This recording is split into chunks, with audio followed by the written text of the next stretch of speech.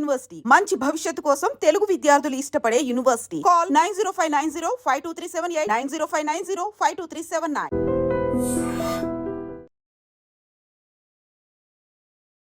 కాదు ఇప్పుడు నార్మల్గా ప్రవస్తి ఎలిగేషన్స్ చేసినప్పుడు స్టార్టింగ్ వీడియో చేసినప్పుడు జనాలందరూ సపోర్ట్ చేశారు, కామెంట్స్ రూపంలో కానీ వీళ్ళందరూ ఇంతే అని చెప్పి సపోర్ట్ చేశారు.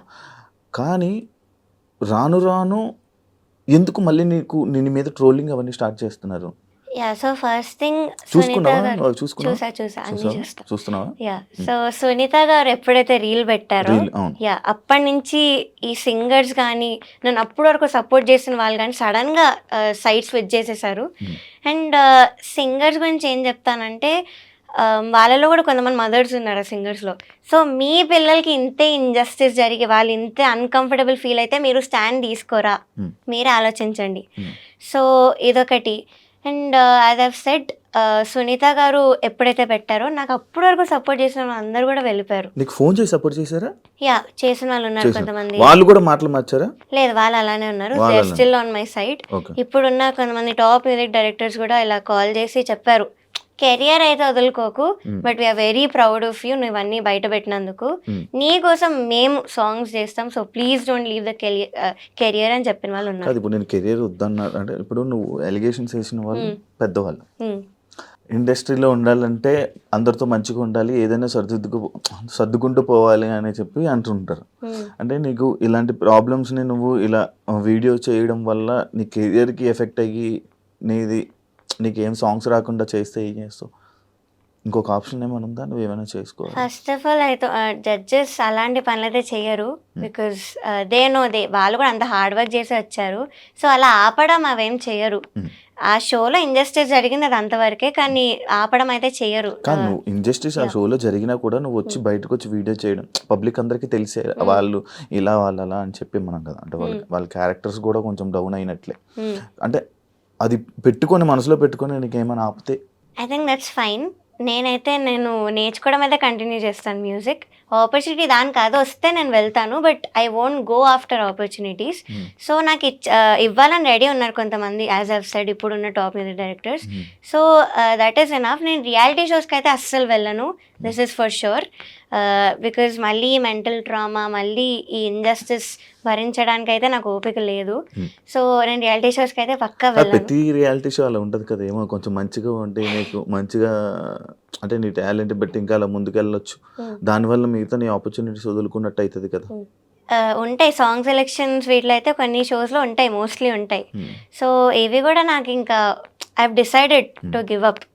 అండ్ మ్యూజిక్ కెరియర్ ఎందుకు గివ్ అప్ చేద్దాం అనుకున్నానంటే, మీరే చూస్తున్నారు పెద్ద పెద్ద సింగర్స్ ఇప్పుడు నాకు అగెయిన్స్ట్ తయారయ్యారు సోషల్ మీడియాలో వాటిలో. సో నాకు హెల్ప్ కావాల్సి వచ్చినప్పుడు ఎవ్వరు కూడా మాట్లాడలేదు, హెల్ప్ కావాల్సి వచ్చినప్పుడు ఎవ్వరు కూడా ముందుకు రాలేదు. బట్ నేను ఎప్పుడైతే అలిగేషన్స్ పెట్టానో అప్పుడే ముందుకు వచ్చారు. And they are calling my mental trauma is drama. Main ఇదొకటి, మీరు డ్రామాని ఎలా అంటారు? సో నేను అసలు మ్యూజిక్ ఫీల్డ్ ఎందుకు వదిలేద్దామని ఆ మాట ఎందుకు అన్నానంటే, ఇప్పుడు మీరు చూస్తున్నారు పెద్ద సింగర్స్ అందరూ నాకు అగెయిన్స్ట్గా టీమప్ అయి ఉన్నారు. సో ఈ సింగర్స్ అందరు కూడా నాకు హెల్ప్ కావాల్సి వచ్చినప్పుడు ఎవ్వరు ముందుకు రాలేదు. నేను ముందు సూపర్ సింగర్లో కొంచెం ఎమోషనల్ అయ్యి I had to tell what I was going through నా లైఫ్లో. ఫ్యామిలీ రెస్పాన్సిబిలిటీస్ అవన్నీ కూడా నేను బయట చెప్పాను ఆ రోజు emotional. So basically 6 years back మా అక్క ఒక 17-18 years ఓల్డ్ ఉన్నప్పుడు వాళ్ళు స్టడీయింగ్, మా ఫాదర్ సడన్గా అన్ఎంప్లాయిడ్ అయిపోయారు. సో అప్పటి నుంచి కూడా I took the responsibility of the whole family. So I was around 12 years old. 12 years కి నీ మీద బరువు బాధ్యతలు వేసుకున్నావు. సో అప్పటి నుంచి I took all the responsibilities. నేను అది అక్కడ చెప్పాను, మా టీవీలో క్లియర్గా చెప్పాను that I'm going through something like this. So అప్పుడు ఒక్కరు కూడా ముందుకు రాలేదు సింగర్స్ అనేవాళ్ళు.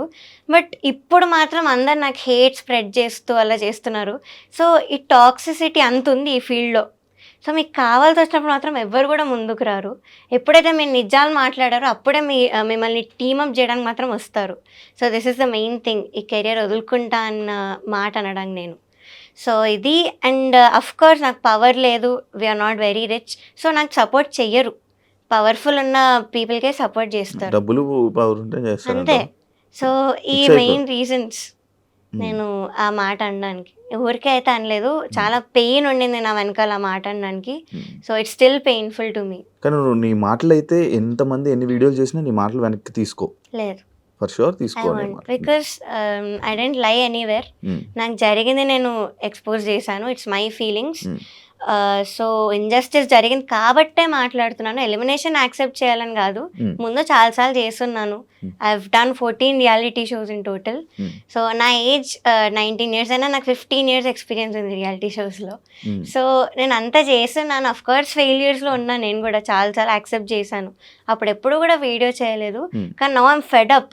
ఇంత ఇండస్ట్రీస్ జరిగింది కాబట్టే చేస్తున్నాను, that's the only reason. Sunitha గారు, మీకు ఒక వీడియో చేస్తున్న వీడియోలో నువ్వు చిన్నప్పుడు బాగా పాడేదానివమ్మా, అప్పుడు నీకు బాగా సపోర్ట్ చేశాము, ఎస్పీబీ గారు దానికి కానీ ఆయన కూడా చెప్పేవాళ్ళు, ఇలా సపోర్ట్ చేసేవాళ్ళు. బట్ ఈ మధ్య కొంచెం అటు ఇటు అవుతుంది, అందుకనే మేము కంప్లైంట్ చేస్తున్నాం, దాన్ని నువ్వు తీసుకోవడం రావాలి అని చెప్పడం జరిగింది కదా. దాన్ని నువ్వు యాక్సెప్ట్ చేస్తావా? కన్సిస్టెన్సీ లేదు అన్నారు, అది ఆవిడ ఒపీనియన్, నేను దాని గురించి ఏం మాట్లాడను.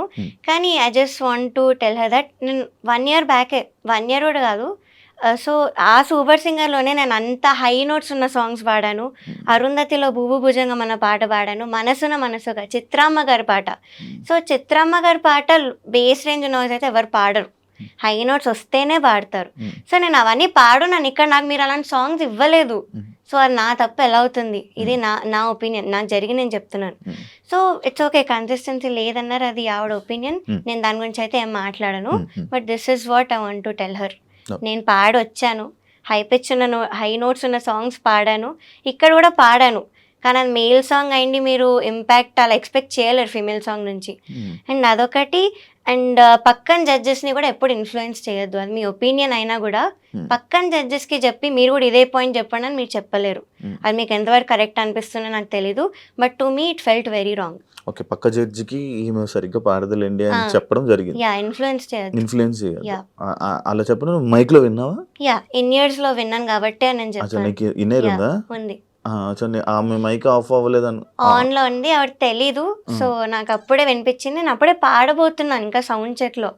సో అదొక మెంటల్ దాని మీద ఎఫెక్ట్ పడుతుంది ఎవరికైనా. So that's very wrong. అంతరామమయం song, third song, second song, third episode. ఇంకోటి చంద్రబోస్ గారు బాగా ఈవెంట్లు చేస్తున్నావు అనే కామెంట్ ఒకటి నేను అది చూసా, ఈవెంట్లు బాగా చేస్తున్నావు. అసలు అది ఏ సందర్భంలో వచ్చింది, అసలు ఆ టాపిక్ ఎందుకు వచ్చింది ఇక్కడ? అది యాక్చువల్లీ ఫస్ట్ ఎపిసోడ్ లో అన్నారు, నా గురించి బాగా మాట్లాడుతూ చెప్పారు. బట్ అదేంటో ఇంకో వేలో వెళ్ళింది రీల్స్ లో, ఐ డోంట్ నో వై. అది ఏ సందర్భంలో వచ్చింది, అసలు ఎందుకు రావాల్సి వచ్చింది? నేను యాక్చువల్లీ ఫస్ట్ ఇంట్రొడక్షన్ ఎపిసోడ్ అది ఎస్పీబీ సార్ రౌండ్ లో నువ్వు నాతో ఏమన్నావు అన్న పాట పాడాను. అది అయ్యాక మంచి కామెంట్స్ ఇస్తూ, ఇలా నీవన్నీ అప్డేట్స్ చూస్తున్నాను, మంచిగా అన్ని దేశాలు తిరుగుతూ షోస్ చేస్తున్నావు కదా అని మాట అన్నారు. సో అది ఏమో మరి రీల్లో ఏదో మీమ్లా వెళ్తుంది, నాకు అది అర్థం కాలేదు యాక్చువల్లీ. సో ఆ నెగటివ్ వేలో అయితే అనలేదు సార్, నెగటివ్ వేలో అనలేదు.